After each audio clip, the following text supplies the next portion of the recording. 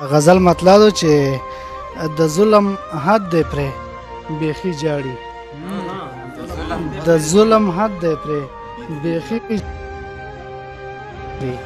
سړی جاړي، د ظلم حد دی پرې بیخي جاړي، ښځې ویرونه کړي سړی جاړي. اوړه راواخلم که بیمار بوزم، اوړه راواخلم که بیمار بوزم، نن دې سودا ته مې نیستي جاړي. ډېره مننه. نه سیل د زر کوشته نه ټنګ د رباب، نه سیل د زر کوشته نه ټنګ د رباب، و میرے ډاګونه هم شینکي جاړي. چې په اظهار کې یې پښتو پالله، چې په اظهار کې یې پښتو پالله، د هغې ژبې خاموشي جاړي.